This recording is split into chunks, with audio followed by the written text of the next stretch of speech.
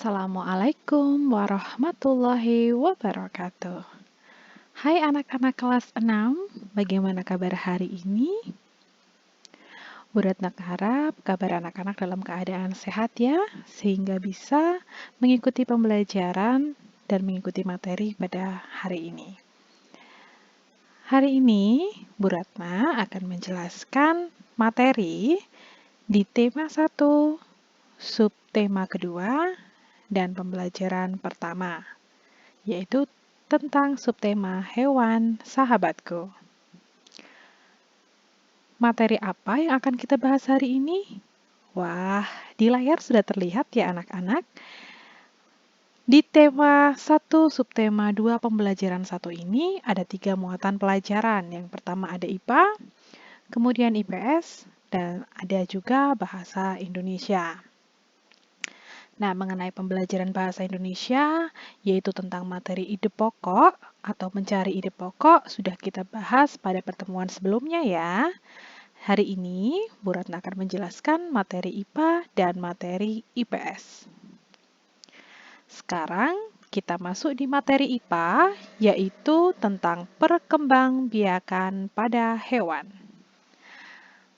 Di subtema pertama kemarin, kita membahas tentang perkembangbiakan pada tumbuhan. Nah, sekarang kita akan membahas perkembangbiakan pada hewan. Sebelum kita masuk di perkembangbiakan hewan, Bu Ratna ingatkan lagi ya tentang ciri-ciri makhluk hidup. Di sini sudah ada 6 ciri-ciri makhluk hidup. Nah, kita tahu makhluk hidup ada 3 ya, manusia, hewan, dan tumbuhan. Makhluk hidup tersebut pasti punya ciri-ciri. Kita bahas satu persatu. Dimulai yang pertama, yaitu makhluk hidup pasti bernafas. Manusia bernafas menggunakan paru-paru melalui hidung. Hewan ada yang bernafas menggunakan paru-paru, ada yang menggunakan insang. Kemudian ada tumbuhan. Nah, tumbuhan kan gak punya hidung ya, Bu. Kira-kira bernafasnya lewat mana? Nah, kalau tumbuhan itu bernafas bisa melalui stomata pada daun. Kemudian ciri yang kedua adalah berkembang biak. Nah, berkembang biak ini sendiri mempunyai arti bertambah menjadi banyak. Yang tujuannya yaitu untuk melestarikan jenisnya. Ciri yang ketiga adalah bergerak.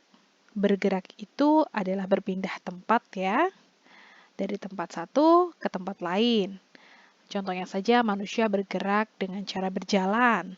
Ketika masih di bawah 1 tahun, mungkin ada yang punya adik, nah bergeraknya dengan cara merangkak. Kalau hewan, ada yang berlari, ada yang berjalan, ada yang merayap, gitu ya. Nah, kalau tumbuhan gimana, Bu? Tumbuhan kan nggak punya kaki. Nah, cara bergerak tumbuhan itu mudah sekali, yaitu pertama menjadi tinggi. Ada pula tumbuhan yang bergerak mencari sinar matahari, seperti tumbuhan yang merambat. Ciri selanjutnya adalah tumbuh. Yang namanya tumbuh itu pasti dari kecil berubah menjadi besar. Pada manusia, contohnya, anak-anak waktu lahir kan gak langsung besar ya. Dimulai dari bayi dulu. Bayi, kemudian balita, kemudian anak-anak, remaja, dewasa, tua, begitu. Kalau hewan juga sama. Hewan awalnya dari kecil, kemudian berubah menjadi lebih besar. Tumbuhan juga sama, awalnya mungkin dari biji atau ditanam menggunakan bibit, kemudian berubah menjadi pohon yang lebih besar. Itu namanya tumbuh ya. Kemudian ciri selanjutnya adalah membutuhkan makan. Membutuhkan makan itu berfungsi untuk menjaga kelangsungan hidupnya. Manusia pasti juga butuh makan untuk bertambah menjadi lebih besar, kemudian untuk tetap hidup, dan sebagainya. Kalau manusia makan menggunakan nasi, kemudian lauk pauk, gitu ya. Kalau hewan ada yang makan rumput, ada yang makan daging, ada pula yang bisa makan rumput dan bisa makan daging. Kalau tumbuhan, ayo ingat tidak dengan proses fotosintesis? Nah, tumbuhan juga bisa memasak makanannya sendiri dengan cara fotosintesis. Kemudian, ciri yang terakhir adalah peka terhadap rangsang. Nah, peka terhadap rangsang ini contohnya saja ketika anak-anak sedang keluar dari rumah dan pada saat itu siang hari ya, otomatis mataharinya sangat terik atau sangat silau. Nah, ketika anak-anak keluar dari rumah, sudah bisa dipastikan ya, kalau kita posisi sedang melihat matahari atau sedang keluar di area yang mungkin tidak ada atapnya, pasti mata kita akan sedikit mengerip. Karena apa? Karena panas dan silaunya itu sangat mengganggu penglihatan kita. Contohnya lagi ketika anak-anak mungkin sedang membuat minuman panas untuk orang tua, untuk ayah, untuk ibu. Nah, tidak sengaja anak-anak menumpahkan air panasnya, kemudian mengenai kaki anak-anak. Otomatis kaki anak-anak akan dengan otomatis bergeser atau mengibaskan kakinya karena tadi ada panas ya. Contohnya lagi, misalnya hewan. Nah, hewan ada kaki 1000 atau bisa disebut dengan luwing ya. Nah, ketika disentuh maka akan melingkar. Nah, kemudian kalau di tumbuhan, anak-anak bisa melihat putri malu. Daun putri malu ketika disentuh atau mendapatkan sentuhan, maka daunnya akan menguncup atau menutup. Nah, sekarang kita lanjut ke berkembang biak. Berkembang biak sendiri pada hewan juga dibedakan menjadi dua ya, seperti perkembangbiakan pada tumbuhan. Pada hewan juga dibedakan menjadi generatif dan vegetatif. Nah, perkembangbiakan generatif itu sama seperti tumbuhan ya, harus ada peleburan antara sel kelamin jantan dan sel kelamin betina. Itu namanya generatif atau melalui pembuahan. Sedangkan vegetatif itu tidak melalui pembuahan. Nah, kita langsung lanjut aja ya. Anak-anak diminta untuk mengamati gambar yang ada di layar. Nah, di situ ada anak-anak, ada seorang bapak, kemudian ada beberapa anak-anak yang sedang memberikan makan kepada hewan-hewan. Ada hewan sapi, kambing, bebek, ikan, serta ayam. Nah, apakah kamu penyayang hewan? Apa saja manfaat yang diperoleh manusia dari hewan? Bagaimana cara hewan berkembang biak? Ayo kita pelajari. Manfaat apa sih yang kita peroleh ketika kita memelihara hewan? Pasti anak-anak di rumah juga punya hewan peliharaan ya, seperti ayam mungkin, atau sapi, kambing. Nah, otomatis hewan-hewan tersebut juga memberikan manfaat kepada kita. Kan tidak mungkin ya kalau kita memelihara hewan, tetapi hewan tersebut tidak bermanfaat. Contohnya saja ayam. Nah, manfaat ayam bagi kita apa ya? Misalnya saja telurnya, Bu. Telurnya bisa kita konsumsi sehari-hari, mungkin dibikin masakan, untuk bahan kue juga bisa. Kemudian ayam juga bisa diambil dagingnya, Bu. Atau bisa saja ayam dijual dagingnya, terus dimasak, dan lain sebagainya. Sapi bisa diambil susunya, kemudian daging, ada kulit, gitu ya. Dan hewan-hewan lainnya yang mungkin anak-anak pelihara di rumah. Itu pasti punya manfaat masing-masing. Nanti coba dilihat ya anak-anak, kira-kira di rumah anak-anak punya hewan peliharaan apa ya? Dan dipikirkan manfaatnya apa ya saya memelihara hewan ini? Nah, kita sekarang masuk ke perkembangbiakan generatif. Perkembangbiakan hewan secara generatif dibedakan menjadi 3. Yang pertama, bertelur atau disebut dengan ovipar. Kemudian yang nomor 2 adalah melahirkan atau biasa disebut dengan vivipar. Kemudian, yang ketiga, ada bertelur serta melahirkan atau disebut dengan ovovivipar. Apa ya pengertian bertelur melahirkan? Sudah bertelur, kok masih melahirkan? Nah, hari ini akan kita bahas ya. Sekarang, kita masuk di perkembangbiakan yang pertama dulu, yaitu ovipar. Hewan ini berkembang biak dengan cara bertelur. Contohnya, ayam dan jenis burung lainnya. Dapatkah kamu menyebutkan hewan ovipar lainnya?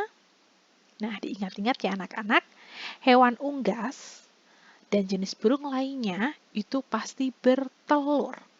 Seperti ayam, bebek, kemudian angsa, bangau, dan sebagainya. Gitu ya. Itu semua berkembang biak dengan cara bertelur. Nah, ternyata ada ciri-cirinya nih. Ciri-ciri hewannya berkembang biak dengan bertelur, yang pertama, tidak mempunyai daun telinga. Lihat saja ayam. Ayam kira-kira punya daun telinga tidak? Tidak punya ya. Kemudian yang kedua, tidak mempunyai kelenjar susu. Nah, sudah dipastikan kalau hewan tersebut tidak memiliki kelenjar susu, maka hewan tersebut tidak menyusui anaknya. Ayam kan tidak mungkin menyusui anaknya ya. Nah, yang ketiga, tidak punya rahim. Karena hewan tersebut bukan hewan yang berkembang biak secara melahirkan, melainkan bertelur, makanya tidak punya rahim. Yang keempat, penutup tubuhnya umumnya tidak berbulu. Nah, tetapi ada hewan yang tubuhnya berbulu, yaitu ayam.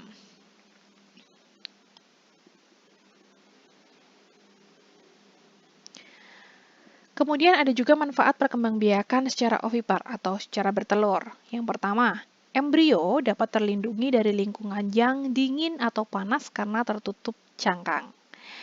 Yang kedua, di dalam cangkang terdapat amnion sebagai protein dan air yang dapat melindungi dari guncangan. Yang ketiga, telur ditempatkan di sarang sehingga dapat terlindungi dari predator. Predator itu adalah hewan pemangsa hewan juga ya, jadi disebut predator. Kemudian yang kedua, kita lanjut ke perkembangbiakan secara melahirkan atau vivipar. Hewan yang berkembang biak dengan cara melahirkan disebut vivipar. Seperti sapi, kucing, gajah itu adalah hewan vivipar. Nah, hewan vivipar juga punya ciri-ciri ya. Ciri-ciri vivipar ini kebalikan dari ovipar. Kita lihat ya satu-satu. Yang pertama, punya kelenjar susu. Otomatis kalau punya kelenjar susu, induknya akan menyusui anaknya.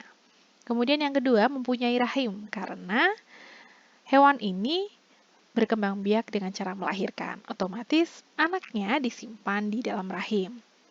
Yang ketiga, kulit tubuh memiliki rambut dan ada kelenjar lemak serta kelenjar keringat. Yang terakhir adalah hewan betina menyusui. Ingat, betina ya, bukan jantan. Kemudian ada manfaatnya juga perkembangbiakan secara vivipar. Yang pertama, induk dapat membawa embrio yang berkembang di dalam tubuhnya, sehingga menghindari serangan predator. Nah, anak-anak ingat tadi ya, kalau secara ovipar, telurnya dikeluarkan dulu baru menetas. Otomatis induknya harus menyimpan telur itu di dalam sarang. Nah, ketika induknya sedang mencari makan, otomatis telurnya juga ditinggalkan di sarangnya. Tetapi, pada perkembangbiakan secara vivipar, anak yang belum keluar dari perut itu dibawa kemana-mana. Jadi, induk tidak akan ragu atau tidak akan takut kalau embrionya dimakan sama predator. Yang kedua, kebutuhan makanan embrio terjamin oleh induknya. Jadi kebutuhan makanan di embrio di dalam rahim nih, embrionya itu makanannya ikut dari induknya. Perkembangbiakan terakhir adalah ovovivipar. Nah, ini tadi yang disebut perkembangbiakan secara bertelur melahirkan. Apa ya maksudnya? Langsung kita bahas ya. Adakah hewannya berkembang biak dengan cara bertelur sekaligus melahirkan? Ada pastinya. Contohnya adalah ular. Beberapa jenis ular tidak selamanya melahirkan anaknya. Kadang-kadang pada saat mengeluarkan anak, masih ada anak ular yang terbungkus cangkang telurnya. Perkembangbiakan seperti ini dikatakan bertelur sekaligus beranak atau melahirkan, yaitu ovovivipar. Yang pertama, cirinya embrio itu berkembang di dalam telur. Jadi, posisi di dalam perut induk itu berbentuk telur. Jadi, embrionya dibungkus cangkang telur, posisi di dalam perut induk. Kemudian, telur itu ditunggu sampai menetas di dalam perutnya. Ingat ya, keluarnya bukan bentuk telur, nanti bentuk individu baru. Jadi di dalam perut itu ada telur berisi embrio, kemudian telurnya menetas. Setelah telurnya menetas, barulah individu baru tadi keluar dari tubuh induknya. Nah, kemudian ada bedanya lagi nih, cadangan makanan di embrio tadi bukan berasal dari induk ya, seperti yang melahirkan tadi, tapi cadangan makanan itu berasal dari telurnya. Nah, jadi induk tidak memberikan makan kepada embrionya, tetapi lewat telurnya tadi. Begitu ya anak-anak. Contoh selain ular, ada ikan hiu, kemudian ada bunglon, ada iguana, ada kuda laut, buaya, ikan pari, terus ada ikan gapi-gapi juga. Anak-anak juga bisa search di Google mencari contoh hewan yang berkembang biak secara ovovivipar. Begitu ya anak-anak. Nah, kita sudah membahas materi IPA tentang perkembangbiakan pada hewan. Terima kasih sudah memperhatikan materi dan mendengar materi dari Bu Ratna. Semoga materi ini dapat bermanfaat untuk anak-anak di rumah. Sampai jumpa di materi selanjutnya. Assalamualaikum warahmatullahi wabarakatuh.